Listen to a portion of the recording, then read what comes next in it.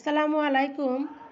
দশম শ্রেণী এবং 2021 সালে যারা এসএসসি পরীক্ষা দিবে অনলাইন ক্লাসে স্বাগতম। শিক্ষার্থীরা তোমরা কেমন আছো? আশা করি ভালো আছো। আমিও ভালো আছি। তো শিক্ষার্থীরা, আজ আমি তোমাদের দশম শ্রেণীর এবং যারা 2021 সালে এসএসসি পরীক্ষা দিবে তাদের জন্য অর্থনীতি বিষয়ের নবম অধ্যায় নিয়ে আলোচনা করব। তো নবম অধ্যায়ের আমি গত দুইটা ক্লাসে 9.5 পর্যন্ত আলোচনা করেছিলাম, কিন্তু আমি আজকে 9.6 অর্থাৎ বেকারত্ব থেকে আলোচনা করব।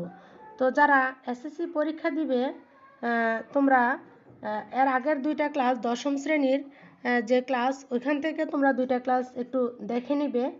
আর আজ আমি তোমাদের এই 9.6 আছে কি বেকারত্ব, 9.6 বেকারত্ব নিয়ে আলোচনা করব। তো শিক্ষার্থীরা, বেকারত্ব কি সেই সংজ্ঞাটা এখন আমি জেনে নিব। তো শিক্ষার্থীরা, বেকারত্ব হচ্ছে কাজ করতে সক্ষম, কিন্তু প্রচলিত মজুরিতে কাজ করতে ইচ্ছুক কিন্তু কাজ পায় না। কাজ করতে সক্ষম ব্যক্তি প্রচলিত মজুরিতে কাজ করতে ইচ্ছুক। অর্থাৎ ব্যক্তিটা কাজ করতে পারে এবং কাজ করতে ইচ্ছুক। যে মজুরি এখন দিবে সেই মজুরিতে সে কাজ করতে ইচ্ছুক, কিন্তু সে কাজ পাচ্ছে না। এ অবস্থাকে কি বলে? বেকারত্ব বলে। তো কি বুঝলাম শিক্ষার্থীরা? বেকারত্ব সংজ্ঞা হচ্ছে কাজ করতে সক্ষম ব্যক্তি, অর্থাৎ কোনো একটা ব্যক্তি কাজ করার জন্য কাজ করার যোগ্যতা তার আছে, তার কোনো সমস্যা নেই, কিন্তু এই কাজের জন্য যেই মজুরিটা এখন প্রচলিত আছে সে এই মজুরিতেই কিন্তু কাজ করতে ইচ্ছুক বা কাজ করতে চায়, কিন্তু সে কাজ পায় না। এই অবস্থাকেই বলে বেকারত্ব। তো একজন বেকারত্বের কিছু বৈশিষ্ট্য আছে। 1 নম্বর হচ্ছে মজুরি ভিত্তিক কোনো কাজ পায় না, প্রচলিত মজুরিতে কাজ করতে ইচ্ছুক, অর্থাৎ যেই মজুরি এখন চলে সেই মজুরিতেই সে কাজ করতে ইচ্ছুক, বা যে মজুরি দিবে সেই মজুরিতে সে কাজ করতে ইচ্ছুক, কিন্তু সে কাজ পাচ্ছে না। আয় উপার্জন থেকে বঞ্চিত, কাজ নাই, আয় করবে কিভাবে? তাহলে এটা থেকে সে বঞ্চিত। আর্থিক ও মানসিক যন্ত্রণায় ভোগে। আর্থিক ও মানসিক যন্ত্রণা, অর্থাৎ কাজ যদি না থাকে একটা মানুষের অর্থ উপার্জন কিভাবে হবে? আর অর্থ না থাকলে অবশ্যই কিন্তু সে একটা মানসিক চাপের মধ্যে থাকে। তাহলে আর্থিক ও মানসিক যন্ত্রণায় ভোগে। এটা হচ্ছে কি বেকারত্বের বেকারদের যে কিছু বৈশিষ্ট্য সেটা। তো বেকারদের বৈশিষ্ট্য কি? আমি আবার বলছি, মজুরি ভিত্তিক কোনো কাজ পায় না, প্রচলিত মজুরিতে কাজ করতে ইচ্ছুক, আয় উপার্জন থেকে বঞ্চিত, আর্থিক ও মানসিক যন্ত্রণায় ভোগে। তো শিক্ষার্থীরা, তাহলে প্রথমে আমাকে কি করতে হবে? বেকারত্বের সংজ্ঞা জানতে হবে, বেকারত্ব কি। তারপর হচ্ছে বেকারের যে বৈশিষ্ট্য, এই বৈশিষ্ট্যগুলো জানতে হবে। তারপর হচ্ছে বেকারের প্রকৃতি, মানে কেমন কেমন বেকার। মৌসুমী বেকারত্ব একটা আছে, ছদ্মবেশী বা প্রচ্ছন্ন বেকারত্ব আছে, সাময়িক বেকারত্ব আছে। তো শিক্ষার্থীরা, বেকারত্বের প্রকৃতি, মৌসুমী বেকারত্ব। আসলে মৌসুমী বেকারত্ব এটা দেখে আমরা হয়তো একটু আন্দাজ করতে পারতেছি যে মৌসুমী বেকারত্ব অবশ্যই এখানে একটা মৌসুমের কিছু একটা থাকবে। তো আমরা দেখে নেই, মৌসুমী বেকারত্ব হচ্ছে প্রাকৃতিক কারণে বছরের কোনো বিশেষ সময়ে এই মৌসুমী বেকারত্বটাকে দেখা যায়। যেমন শিক্ষার্থীরা দেখো, ফসল বপন ও কর্তনের সময় ব্যতীত অন্যান্য সময় কিন্তু গ্রামীণ কৃষি শ্রমিকেরা কোনো কাজ থাকে না। যখন দেখো একটা জমিতে যখন ফসল বপন করার সময় কি লাগে? লোক লাগে, তখন কি শ্রমিক লাগে। আবার কর্তনের সময় বলতে হচ্ছে যখন ফসল কাটে, যখন ফসল কাটার সময় হবে তখন কিন্তু শ্রমিকের দরকার, তখনই কিন্তু একজন শ্রমিক কাজ পায়। তাইলে ফসল বপনের সময় কাজ পায়, আরেকটা কখন পায়? ফসল কর্তনের সময়, অর্থাৎ ফসল কাটার সময়। তাহলে এই দুই সময় ব্যতীত অন্যান্য সময়ে কি কৃষি শ্রমিকেরা কি কোনো কাজ পায় না বা কাজ থাকে না। তাহলে অর্থাৎ বছরের যে সময় কৃষি শ্রমিক কাজের সুযোগ থেকে বঞ্চিত, সেই সময়ের জন্য ওই শ্রমিককে কি করা হয়? মৌসুমি বেকারত্ব বা মৌসুমি বেকার বলা হয়। এটা কি মৌসুমি বেকার। তাইলে একটা ফসল উৎপাদনের জন্য যখন ফসলটা আমি লাগাবো বা বপন করব এবং ফসল যখন আমি কাটবো, এর এই দুই সময়ের মাঝখানে যে টাইমটা, এই সময়টা কি থাকে? শ্রমিকরা বেকার থাকে, কোনো কাজ পায় না, তখন তাকে কি বলা হয়? মৌসুমি বেকার বলা হয়। আমি আবার বলছি, প্রাকৃতিক কারণে বছরের কোনো বিশেষ সময়ে কি এই মৌসুমি বেকারত্ব দেখা যায়। অর্থাৎ কি ফসল বপন এবং কর্তনের সময় ব্যতীত অন্যান্য যে কর্তনের সময় ব্যতীত যে অন্যান্য সময়ে যে গ্রামীণ কৃষি শ্রমিকেরা যে কাজ থাকে না, তখন তাদেরকে কি বলা হয়? মৌসুমি বেকার বলে। অর্থাৎ বছরের যে সময় কৃষি শ্রমিক কাজের সুযোগ থেকে বঞ্চিত, সেই সময়ের জন্য ওই শ্রমিককে, যে শ্রমিক থাকবে বঞ্চিত থাকবে কাজের সুযোগ থেকে, ওই শ্রমিককে কি বলা হবে? মৌসুমি বেকার বলা হবে। তারপর আসি ছদ্মবেশী ও কি প্রচ্ছন্ন বেকারত্ব। ছদ্মবেশী বা প্রচ্ছন্ন বেকারত্ব। আচ্ছা, কৃষি খাতে আপাত দৃষ্টিতে অনেক লোক কিন্তু কাজ করছে বলে মনে হয়, কিন্তু প্রকৃতপক্ষে কৃষিকাজে নিযুক্ত ওই সব লোকের মধ্যে অনেকেই প্রান্তিক উৎপাদনশীলতা শূন্য। আর এই প্রান্তিক উৎপাদনশীলতা শূন্য বিশিষ্ট লোককে বলা হয় প্রচ্ছন্ন বেকার বা ছদ্মবেশী বেকার। যেমন আমি একটা উদাহরণস্বরূপ বলতে পারি, মনে করো একজন কৃষকের নির্দিষ্ট একটু পরিমাণ জমি আছে, সে একাই কিন্তু ওই জমিতে চাষবাস করতে পারে এবং নির্দিষ্ট পরিমাণ ফসল উৎপাদন করে।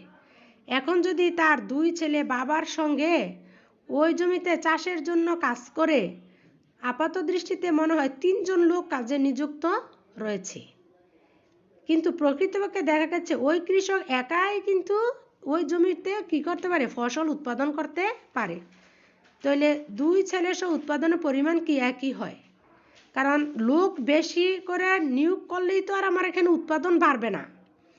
কিন্তু প্রকৃতপক্ষে দেখা যাচ্ছে যে অতিরিক্ত 2 জন যে লোক যে কাজ করছে, এই 2 জন লোকের প্রান্তিক উৎপাদনশীলতা শূন্য। এর কারণ হলো কি 3 জন লোক একজনের কাজকে ভাগ করে নিয়েছে। তাহলে এই যে 2 জন শ্রমিক, 2 জন শ্রমিককে কি বলা হবে? প্রচ্ছন্ন বেকার বলা হবে।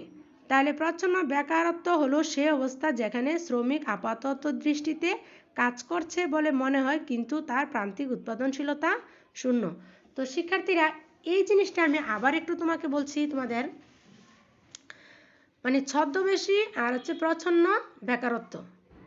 মনে করো আমি একটা কাজ একাই করতে পারবো, কিন্তু আমি লোক থাকলে আমি কি করি যে আমার সাথে আরো 2 জন বা 1 জন আমার কাজে সহায়তা করলো। তো আমার কাজে যদি সহায়তা করে, আমি কিন্তু একাই কাজটা সম্পন্ন করতে পারতেছি।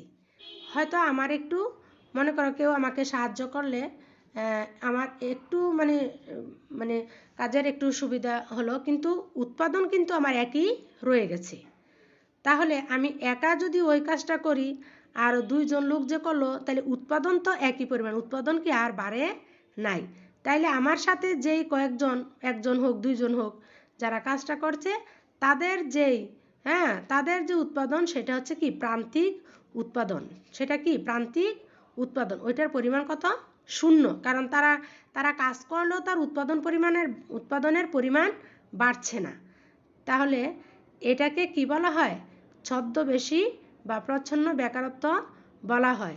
তাহলে প্রচ্ছন্ন বেকারত্ব কি? প্রচ্ছন্ন বেকারত্ব হলো সেই অবস্থা যেখানে শ্রমিক আপাত দৃষ্টিতে কাজ করছে বলে মনে হয়, কিন্তু তার প্রান্তিক উৎপাদনশীলতা শূন্য। অর্থাৎ সে কাজ করছে ঠিকই, কিন্তু তার কাজের কারণে তার উৎপাদন বাড়ছে না। সেটা হচ্ছে প্রান্তিক উৎপাদনশীলতা শূন্য। প্রান্তিক উৎপাদনশীলতা শূন্য। তাইলে প্রান্তিক উৎপাদনশীলতা শূন্য বিশিষ্ট যে বেকারত্ব, সেটা হচ্ছে কি? ছদ্মবেশী বা প্রচ্ছন্ন বেকারত্ব। তারপরে শিক্ষার্থীরা সাময়িক বেকারত্ব।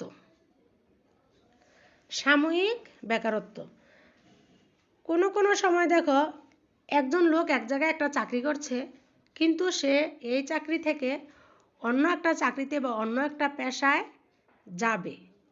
তো অন্য একটা পেশায় যাওয়ার সময় তাকে কিছু দিন, 1 মাস অথবা 2 মাস বা 15 দিন, এই সময়ের জন্য তাকে কি করতে হয়? বেকার থাকতে হয়। এই সময়ের জন্য যে বেকারত্ব বা কর্মহীন যে থাকে, এইটা হচ্ছে কি? সাময়িক বেকারত্ব। তো এবার দেখো শিক্ষার্থীরা, পেশা পরিবর্তনের সময়ে যে বেকারত্ব তৈরি হয় তাকে সাময়িক বেকারত্ব বলা হয়। যেমন একজন গার্মেন্টস শ্রমিক পেশা পরিবর্তন করে ব্যবসায় আত্মনিয়োগ করে। এ সময় সে কয়দিন বা সে কর্মহীন থাকে। এই সময় কালটা সাময়িক বেকারত্ব বলে গণ্য হয়। আমাদের দেশে এই ধরনের বেকারত্ব কি লক্ষ্য করা যায়। তাহলে সাময়িক বেকারত্ব কোনটা? আমি এক পেশা থেকে অন্য পেশায় যখন আত্মনিয়োগ করব, ওই এক পেশা থেকে আরেক পেশায় আত্মনিয়োগ করার মাঝখানে যে সময়টা আমাকে বেকার থাকতে হয় বা কর্মহীন থাকতে হয়, ওই সময়টাই আমার হচ্ছে সাময়িক বেকারত্ব। ওই সময়টা আমার সাময়িক বেকারত্ব। তো শিক্ষার্থীরা, এই বেকারত্ব আমরা কিভাবে নিরসন করব? বেকারত্ব নিরসন কিভাবে করব? বেকারত্ব নিরসন হচ্ছে বেকারত্ব থেকে আমরা কিভাবে মুক্ত হব সেটা। বেকার সমস্যার সমাধান করতে কৃষি ও অকৃষি খাতের কি করতে হবে? উন্নয়ন করতে হবে। উন্নয়ন অবশ্যই প্রয়োজন। কৃষি এবং অকৃষি খাতের উন্নয়ন প্রয়োজন। যদি আমরা কৃষি এবং অকৃষি খাতের উন্নয়ন করতে পারি, তাহলে আমার কি হবে? বেকারত্ব নিরসন হবে। তো কৃষি এবং অকৃষি খাতের উন্নয়ন করতে হলে আমার কৃষি ক্ষেত্রে কি করতে হবে? যে আমি উপকরণ ব্যবহার করি বা যা কিছু ব্যবহার করে আমরা কৃষি উৎপাদন করি, সেগুলোর উন্নয়ন করা অবশ্যই প্রয়োজন। তো শিক্ষার্থীরা, কৃষিক্ষেত্রে সেচ ব্যবস্থার উন্নতি করতে হবে। তারপরে বহু ফসলি চাষাবাদ করতে হবে। কৃষিভিত্তিক নানা কাজকর্ম, যেমন গবাদি পশু পালন, বনায়ন, হাঁস মুরগি পালন, মৎস্য চাষ প্রভৃতি ক্ষেত্রে কি নতুন নতুন কর্মসৃষ্টি করতে হবে। তাহলে অকৃষি ক্ষেত্রে গ্রামীণ রাস্তাঘাটের হচ্ছে কি অকৃষি খাত। তাহলে আমাকে এখানেও নামগুলি জানতে হবে। কৃষি খাতগুলা কোনগুলা?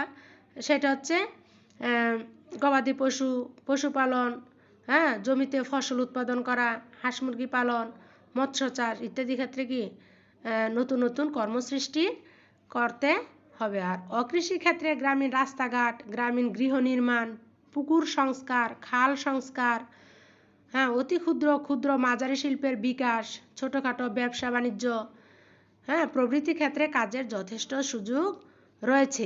এগুলি যদি আমরা উন্নয়ন ঘটাতে পারি, তাহলে বেকারত্ব আমাদের কি নিরসন অবশ্যই হবে।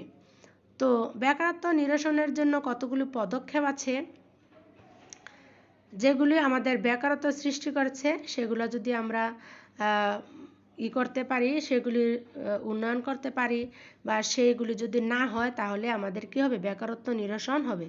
যেমন আমরা একটু আগে পড়েছিলাম ছদ্মবেশী বেকারত্ব নিরসন। ছদ্মবেশী বেকারত্বটা আমার কি ছিল? ছদ্মবেশী বেকারত্বটা ছিল যে আমি একাই কাজ করতে পারি, ওখানে আমি 3 জন শ্রমিক না নিয়ে ওই 3 জন শ্রমিককে যদি অন্য একটা কাজে নিয়োজিত করতে পারি, তাহলে আমার কি হবে? ছদ্মবেশী বেকারত্ব নিরসন হবে। অনুন্নত দেশের কৃষি ব্যবস্থায় ছদ্মবেশী বেকারত্ব বিদ্যমান। অনুন্নত বা উন্নয়নশীল দেশে কি ছদ্মবেশী বেকারত্ব বিদ্যমান। তো কৃষি খাতে শ্রমিকদের মজুরির চেয়ে শিল্প খাতে শ্রমিকদের মজুরি বেশি থাকে। আমাদের তো কৃষি এবং অকৃষি খাত দুইটারই কি করতে হবে, উন্নয়ন করতে হবে। তো কৃষি খাতে শ্রমিকদের মজুরির চেয়ে দেখা যায় যে শিল্প খাতে শ্রমিকের মজুরি কি বেশি দেওয়া হয়। তাহলে শিল্প খাতে শ্রমিকের যোগান বৃদ্ধি পায় আর কৃষি খাত থেকে উদ্বৃত্ত বেকার শ্রমিক শিল্প খাতে স্থানান্তর হয়। এই পদ্ধতিতে আমরা কি বাংলাদেশের ছদ্মবেশী বেকারত্ব দূর করতে পারি। তাহলে কি হলো, ছদ্মবেশী বেকারত্ব আমরা ওই যে কৃষি খাতে তো মনে করো মজুরি কম, কৃষি খাতে যদি মজুরি কম থাকে শিল্প খাতে কি মজুরি বেশি দেওয়া হয়। তাহলে কৃষি খাতের শ্রমিকরা যে উদ্বৃত্ত যে বেকার শ্রমিকরা আছে, বাড়তি যে বেকার শ্রমিকগুলো আছে তাদেরকে আমি কি করতে পারি, শিল্প খাতে স্থানান্তর করতে পারি। যদি এটা করতে পারি তাহলে আমাদের দেশে কি ছদ্মবেশী বেকারত্ব দূর হবে। তারপরে আসো মূলধন বিনিয়োগ ও বেকার নিরসন। উন্নয়নশীল দেশে বেকারত্ব নিরসনের ক্ষেত্রে মূলধন কিন্তু বিশেষ একটা ভূমিকা পালন করে। তো মূলধন ছাড়া কিন্তু শিল্পের উন্নয়ন সম্ভব নয়।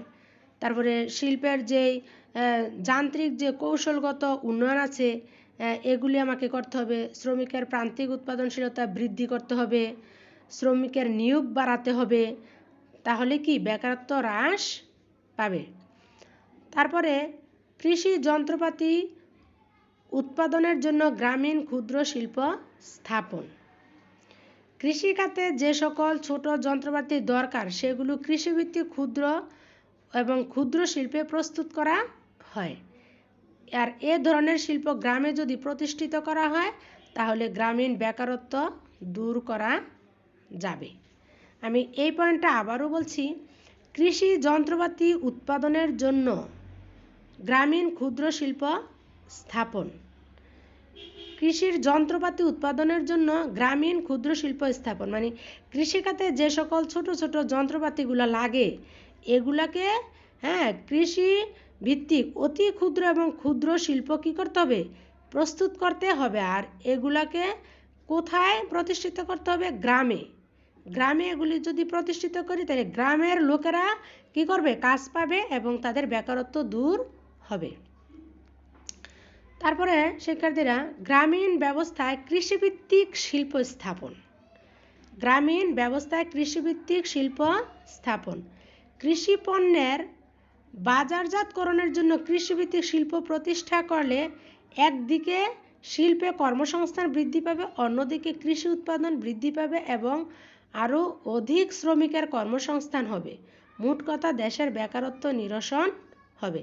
তাহলে কি বলছে, গ্রামীণ ব্যবস্থায় কৃষিভিত্তিক শিল্প স্থাপন অর্থাৎ কৃষি পণ্যের প্রক্রিয়াজাতকরণের জন্য কৃষিভিত্তিক শিল্প প্রতিষ্ঠা করলে আমি যে কৃষি পণ্যগুলো যেগুলো আছে এগুলো প্রক্রিয়াজাতকরণের জন্য যেই শিল্পগুলো লাগে সেগুলো কি কৃষিভিত্তিক যেই শিল্প প্রতিষ্ঠান যদি আমি করি, এগুলো যদি গ্রামে স্থাপন করি তাহলে কি হবে, গ্রামের লোকজনের কর্মসংস্থান বৃদ্ধি পাবে, কৃষি উৎপাদনও বাড়বে এবং অধিক শ্রমিকের কর্মসংস্থান হবে, অর্থাৎ দেশের বেকারত্ব হ্রাস পাবে বা নিরসন হবে।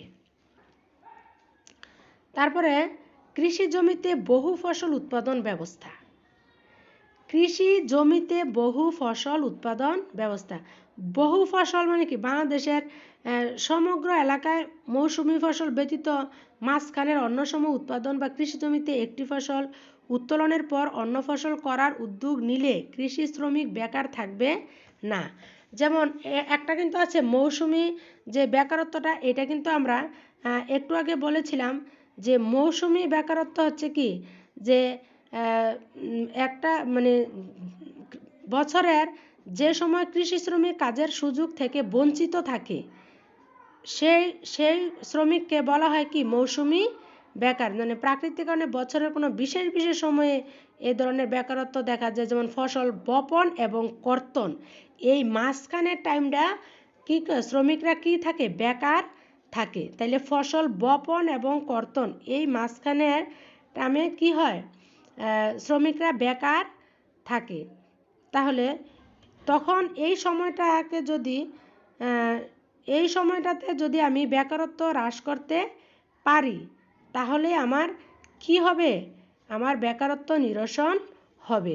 যেমন বাংলাদেশের সমগ্র এলাকায় মৌসুমি ফসল ব্যতীত মাঝখানে অন্য কোনো ফসল উৎপাদন বা কৃষি জমিতে একটি ফসল উত্তোলনের পর অন্য ফসল করার উদ্যোগ নিলে কৃষি শ্রমিক বেকার থাকবে না। অর্থাৎ যেমন ওই যে মৌসুমি বেকারত্ব বলছি, ফসল যখন কর্তন করে, বপন করে এবং ফসল যখন কর্তন করে, এই দুই টাইম ছাড়া মাঝখানের যে সময়টা, ওই সময়টায় যদি আমরা অন্য কোনো জমিতে বা আমরা অন্য একটা ফসল উৎপাদন করতে পারি, তখন কিন্তু শ্রমিকরা ওখানে কাজ করতে পারে, তাদের তখন আর কি বেকারত্ব থাকবে না। এইভাবে যদি হয় তাহলে কি হবে? মোট কথা দেশের কি বেকারত্ব নিরসন হবে। অর্থাৎ মানে কৃষি জমিতে বহু ফসল উৎপাদন ব্যবস্থা, কৃষি জমিতে বহু ফসল উৎপাদন ব্যবস্থা। এরপরে ফসল বহির্ভূত কৃষি, ফসল বহির্ভূত কৃষি, যেমন বাংলাদেশের বেশিরভাগ অঞ্চলে নদী, নালা, খাল, বিল, নিচু জমি আছে। এইসব জায়গায় বিভিন্ন জাতের মৎস্য চাষ করা হয়, উঁচু অথচ ফসল হয় না এমন জায়গায় যদি হাঁস মুরগির খামার করা হয়, তাহলে বছরের সব সময় কি কাজ করার সুযোগ থাকে। এই যে পয়েন্টটা, এটা কি হচ্ছে ফসল বহির্ভূত কৃষি। তাহলে আমরা তো হচ্ছে জমিতে আমরা ফসল উৎপাদন করব, আর কিছু কিছু নদ নদী আছে, খাল বিল আছে, নিচু জমি আছে, ওগুলোতে যদি আমরা মাছের চাষ করি, তাহলে ওইখানেও কি শ্রমিকরা কাজ করার সুযোগ পাবে।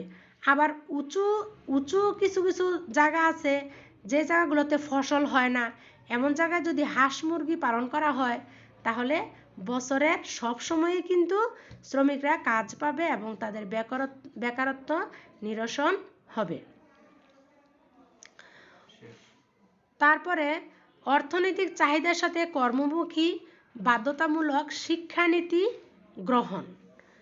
আমি পয়েন্টটা আবার বলছি, অর্থনৈতিক চাহিদার সাথে কর্মমুখী বাধ্যতামূলক শিক্ষানীতি গ্রহণ।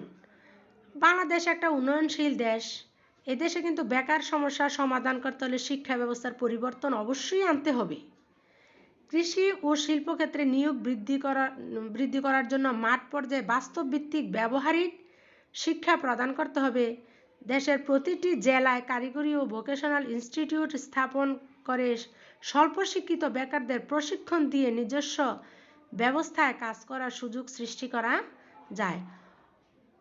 তো শিক্ষার্থীরা, যে অর্থনীতির চাহিদার সাথে কর্মমুখী বাধ্যতামূলক শিক্ষা নীতি গ্রহণ, আসলে অনেক লোক আছে যারা কিন্তু মানে প্রশিক্ষণ নাই, তাদের কারিগরি জ্ঞান নাই, তাদেরকে মানে শিক্ষিত তেমন না, স্বল্প শিক্ষিত, তো তাদেরকে যদি আমরা প্রশিক্ষণ দিয়ে নিজস্ব ব্যবস্থার মাধ্যমে কাজ করার সুযোগ করে দিতে পারি, তাহলেই কি হবে? বেকারত্ব নিরসন হবে।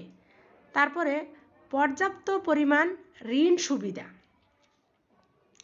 গ্রামীণ অর্ধশিক্ষিত বেকারদের জন্য যদি ট্রেনিং প্রদানের ব্যবস্থা করা হয়, আর্থিক ঋণ সুবিধা প্রদান করা হয়, তাহলে তারা কি করবে? ঋণ নিয়ে এবং ঋণটা কিভাবে কাজে লাগাবে সেই প্রসেসটা যদি দেখায় দেওয়া যায়, কিভাবে মানে প্রশিক্ষণ দেওয়া হয় যে হাঁস মুরগির খামার কিভাবে করবে, তারপরে মৎস্য খাবার কিভাবে করবে, গবাদি পশুর খামার কিভাবে করবে, এই সমস্ত প্রকল্পগুলো বাস্তবায়নের মাধ্যমে কিন্তু বেকারত্ব নিরসন করা যায়। তাহলে ক্ষুদ্র কুটির শিল্প স্থাপনের মাধ্যমে কি গ্রামীণ বেকারত্ব কমিয়ে আনা সম্ভব।